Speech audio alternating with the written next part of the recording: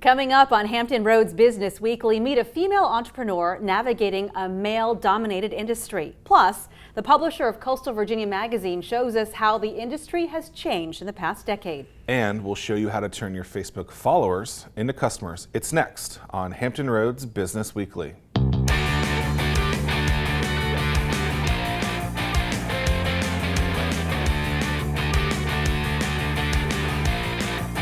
Hello and thanks for joining us. I'm Cheryl Tan. And I'm Zach Miller. Welcome to Hampton Roads Business Weekly, a weekly look at the businesses and entrepreneurs making an impact right here in Hampton Roads. We begin today's show with Vista Graphics, publisher of Coastal Virginia and Cova Biz magazines, just to name a few.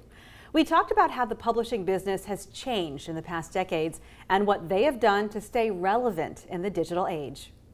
We are here today with Randy Thompson, the president and publisher of Vista Graphics in Virginia Beach and the creator of Cova Biz magazine, as well as Coastal Virginia magazine, and up to 40 other titles. Randy, thank you so much for joining us today. Thank you for having me.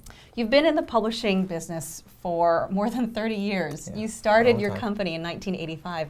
I wanted to start out by talking about how different your company was when you started to what you have grown to today.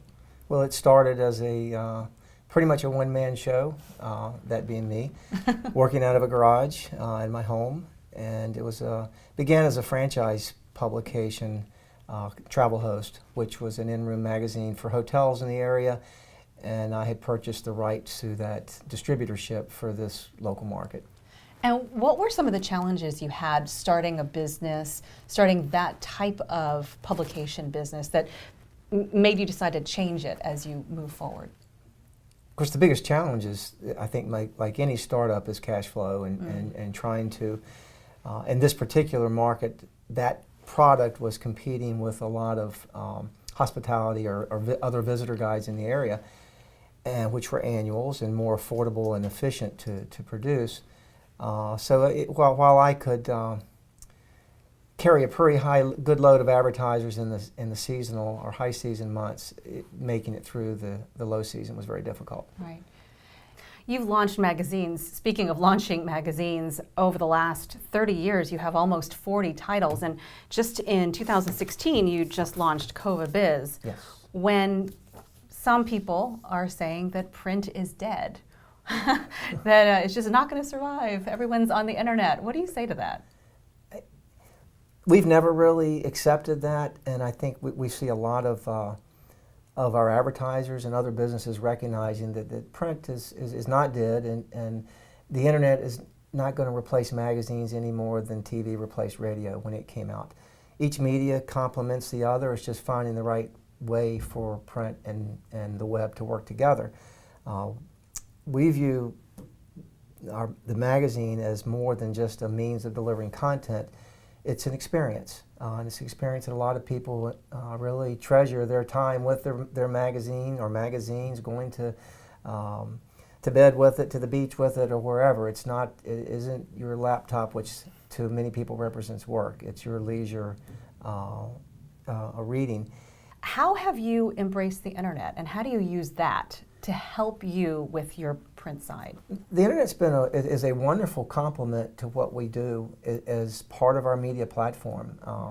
Almost every publication that we publish has a web component to it, a web magazine, whether it's someone wants to read it on their tablet or on their desktop, whatever, they're able to do it.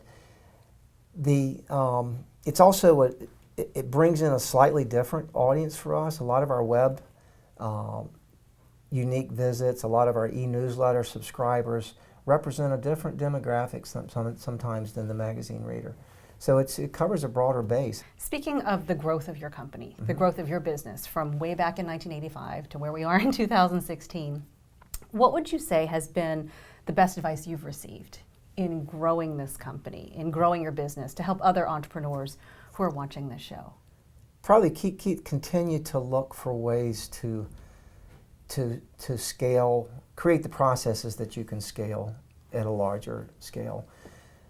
I think it's always a battle that every entrepreneur faces, is you're successful starting a business because you do everything. and you know everything about your business, and you know more than anybody else about your business. But you never really can grow that business until you can create a process that you can scale on a larger scale, and of course trust others to carry that out. It's no easy task. No, it's not. But I think that's the best advice I could have received and could offer, is that create a process and to allow you to scale your business if you want to grow it. Some entrepreneurs are happy with continuing to work out of the home and apply their trade or skill. So, Randy Thompson, thank you so much for your time. all right, Appreciate it. thank you. All right. Coming up next, we speak with entrepreneur and author Chris Hill about how to turn your Facebook followers into customers. But first, we'd love to hear from you. So if you have questions or comments during the show, tweet us at HR BizWeekly. We're back right after the break. Welcome back to Hampton Roads Business Weekly. We're here with Chris Hill, who has been around the block a couple times. Former restaurateur, now author, now online course. You've been around the block, Chris. I have. I've done it 2 or 3 times, I feel like. But it's been a fun ride, and I'm back up here in Virginia now for a little while. So, former owner of Three-Way Cafe in downtown Norfolk, which a lot of our viewers may know of. Tell me how what's interesting is you have 110,000 Facebook followers, which is pretty interesting. So how do you go from restaurateur, business owner, and then have the foresight to say, I want to build something on Facebook and build a brand for myself around that?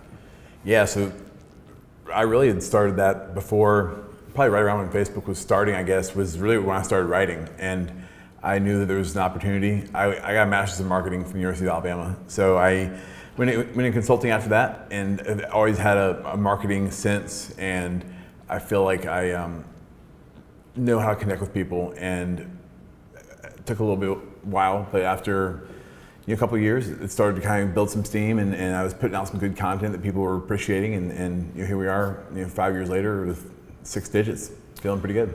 How do you convert those 6-figure people on Facebook into customers, though? What's kind of like the strategy behind that? Because a lot of people say, oh, you have a lot of people, but where's the money from? Yeah, I mean, turn all 6 figures into a customer, and you're looking pretty good. Yeah. But yeah, I think that's a challenge for a lot of folks. Is you build something up and you have people that trust you, which is really probably the hardest part of the whole game. I think is getting people to trust you. And here we are in the world today, the economy where people want everything for free. You can go get anything online for free, and so how do you? I think it's building trust and just keep putting yourself out there, and then if you can sell 1% of 100,000, you're doing okay if the price is right. So a couple ways that you're doing that specifically are you wrote a book. You sold several thousand copies of that. You're now about to write a second book, and that should be even selling even more. You're starting to do courses and speaking gigs to different places. Break down kind of how you find a speaking gig to go to, and how you kind of open the door and say, hey, you want me to come there? That's great, I'm willing, but there's a price there. Right. How do you incorporate the price into something where you acquired people in a free way? Yeah, so sometimes it works out nicely where they they see you and they connect with you and they ask you to come. But yeah. I think a lot of times, especially in like the early days of speaking, you're kind of out there, pounding the pavement, knocking on doors, and I think the first thing for anyone that's looking to speak is, what's your point of view? Like, what do you have to offer that's different than anybody else? And I think a lot of people say, oh, I want to be like a motivational speaker, but there's a lot of them out there. So what's different about you? And so what's different about you? Well, there's really nobody out there that's doing the type of work that I'm doing, where I'm motivating and inspiring chefs and cooks and kitchen people really to just live better lives. And I think that's really how, for the longest time, I was focusing on food. Yeah. All the recipes, and I had 200 recipes on my website. But why should anyone care about my chicken salad? We can go get Paula Dean's or Tyler Florence's or Emerald Lagasse's. Mm-hmm. So I was like, I got so frustrated. I said, you know what? And then I wrote this Dear Chefs letter, went viral, and that's when it kind of started picking up steam. And the whole Dear Chefs letter that people know about is it was me writing out of frustration as a cook and a chef to my fellow chefs, and it just connected with people like crazy. I think that's interesting though, because what you just said is basically, I built what I thought what people wanted. Yep. And then I got frustrated with it, which is basically customer discovery and saying, I need to be doing something different. I am no Emerald, I am no Rachel Ray, I'm not Tyler Florence, I'm not Bobby Flay, but I am Chris Hill. And I have something too, and I'm going to share that with them, and that's what you built up. Yeah, absolutely. What's next? Yeah, so I just got a literary agent up in New York, one of the big dogs. So I'm excited to, we're finishing up the proposal and send it off to publishers. The book's titled Lead Like a Chef, so it's actually taking chef stories. The kitchen's intense. It's hot. It's frantic. There's always something going wrong. So if you can lead a kitchen, you're doing pretty well. So taking these stories and lessons from the kitchen and then actually applying them to each chapter will have a lesson with also a business story or maybe a coach story tied into it. So bring it into the real world where people can connect with it in a different way too. Love it. Congrats on your first 100,000.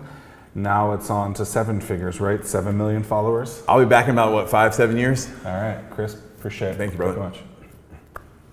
The world of carpeting and flooring is usually a male-dominated business, but coming up after the break, we'll introduce you to a female-owned and operated flooring company. We're back in 2 minutes.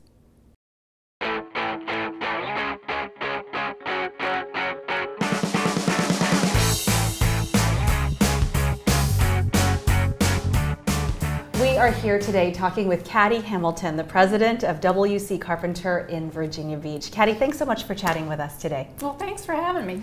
Your family has been in business since 1968, but I know that there have been some transformations to the company. What does WC Carpenter look like today? Well, we started out in 1968 as a flooring distributor. So we were selling carpet and cushion to retail stores in the state of South Carolina, North Carolina, and Virginia. And as more and more factories opened up, because back then there was only 2 manufacturers, but as more and more opened up, they started selling to the retail stores. So it's like, wow, what are we gonna do? We've gotta change our thinking. So we actually rented out part of our building to an installation firm. And we started selling, to restaurants and stores and businesses. And then the installers that were renting from us would do the installation. And then things started changing again, and we found out, the installation firm started selling carpet. So it's like, okay, we needed to part ways. And we started furnishing and installing and having our own installers. Talk about an evolution, though, of all the parts of the flooring business that your company has been involved in, and you have to do that to survive. We do, and the market is constantly changing, and it's a very competitive business, but it's fun, and back then, and still today a lot, it was male dominated. You go to pre-bid meetings, and I'd be the only female there, or my sister would be. But one of the best things we did to promote our business back then was to let people know we were woman-owned. And when the phone books were popular, I remember the year we put women-owned in our ad, and it was amazing the business we got, because the people that wanted new carpet, we'd say, well, how'd you find us? Well, I was looking in the phone book, and you're woman-owned, and I want to deal with women. So the women wanted to deal with women, and the men wanted to deal with women. So it was a big help for us. But what do you do in 2016 to get your name out there, now that we have social media and online methods? What are things that you do to get out there? Things that we do, our youngest employee handles our Facebook page, so that's nice because she's really savvy with that. But I think community involvement is very important, and I have been involved with JDRF for 20 years. And that is? JDRF, their mission is to cure, treat, and prevent type 1 diabetes. So I have a son that was diagnosed 20 years ago, so I've been very involved with that. And we send out letters every year for our walk. Our customers, they love getting these letters, and they send in donations. And I think having been in business for so long, like our reputation and just referrals basically is how we get a lot of our business. But being on the board of JDRF, I've gotten numerous jobs from other board members and their businesses, and it's really heartwarming, touching, yeah. What would you say are some of the things that you've done right in growing this business that you can give us advice to other people who are watching? We've grown very slowly. I mean, we've been in business since 1968, and when my father made me president in '89, and we were roughly doing about $1 million. And today we do, we may do $4 million this year, which is exciting for us. But we're lean and mean. Everybody at work gives 110%. We've got great installers, and we are very particular with who we hire. We want to make sure it's the right person. We can't afford to, make a mistake there. So I think the key is just hiring the right people, right. And having the best installers, the best people to make your company look as best as possible. Well, congratulations on your success. Caddy, thanks so much. Oh, thank you. All right, you're starting a new business. Do you form an LLC, LLP, S Corp? Does that sound all like gibberish? Don't worry, we're gonna clear it up with Legal 101. It's next after the break. All right, we're here with Gabe McCoy, co-founder of Pierce McCoy, a boutique law firm here in downtown Norfolk, and also former Regent alum. Gabe, thanks for being with us today. Thanks for having me. All right, so I'm thinking about starting a new business. Congratulations. Thank you. I'm not sure what it is yet, but let's say I was. How do I know what entity to start and why? It's the first question you should ask. Buying your domain name is great, understanding the brand, the logo, important, but as an attorney advising small business owners, entrepreneurs, you have to know what entity type you're going to be. And I know it changes business to business, but is there kind of a standard that you could start with? If you mess up, can you go back and change it? That's a great question. I think the easiest, most flexible entity type is an LLC. Everyone knows what it is. It's a newer type, but it's nimble, it's flexible. You can do a lot of different things with it from a tax standpoint, you name it. So 99% of the time we advise that, but it really depends. And so what would the case be for someone to not do that? Honestly, I would say that is a safe bet every time. I can go into the details why, but I think that's a good, safe entity to start with. When should someone become legal with their business? So that question legal is interesting because in my mind, the moment you're out trying to sell your product or service, or you're having people help you create, let's say, intellectual property, you should have an entity. You should have that company formed, LLC, corporation, whatever it is. The sooner the better. But I go to GoDaddy.com, I buy a domain. Right. I'm okay to start setting those things up and not be legal at that point? You could do all that before, and that's probably part of your market research to see if that name is available. Because a new business Right. is trying to save money, right? They get legally structured, and that's going to cost hundreds to thousands of dollars depending on what they're going to do. They might not even have validated this idea yet. They're Sure. trying to figure out, what's the best or safest bet for me to do. Do I go get legal counsel? Do I do those things? There's a lot of different ways. I mean, there's so much information online. There's tons of attorneys like myself here in the Hampton Roads area in Virginia. I mean, you can get tons of information. I say the moment you begin having people help you and you've decided I'm going to do this, you need to form an entity. I remember one time you told me a lawyer is supposed to eliminate all the risk for you. Did I? Yes. Bold statement.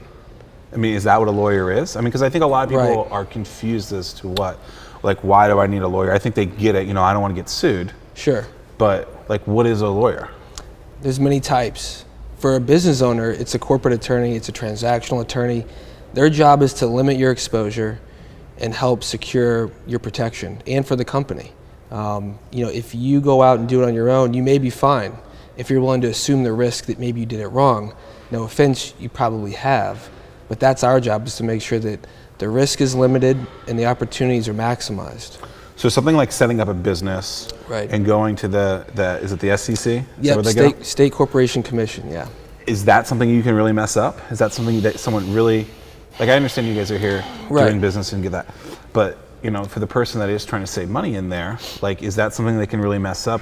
Where are they messing up, and what are some tips to you know, eliminate those challenges? Biggest thing I see getting messed up when people do it on their own. They file the articles, the entity's formed, they get their EIN, that's great. Problem is that domain name that they bought at GoDaddy, 2 months before they formed it, the company doesn't own that. They personally own it. So 12 months could go by, they could go try to solicit investment capital, or they could, you know, have somebody help them with the website. Their LLC or their corporation doesn't even own that website. Because they bought it personally? And they didn't even transfer it in. 99 out of 100 times, they don't even think that, oh wait, I own this domain name. So that's just one simple example, but you know, there's a lot of other things that entity can be used for. At the beginning stages, I get keeping costs down. I think with the right team, you could spread those costs out and really protect yourself. Great, Gabe, thank you so much. Thank you. That wraps up another edition of Hampton Roads Business Weekly. Like us on Facebook and Instagram at HR Business Weekly. There, you will find segments from previous shows, plus some great behind-the-scenes pictures and videos. For Hampton Roads Business Weekly, I'm Zach Miller. And I'm Cheryl Tan. We'll see you next week. Hampton Roads Business Weekly, sponsored by Regent University and produced by ABC 13.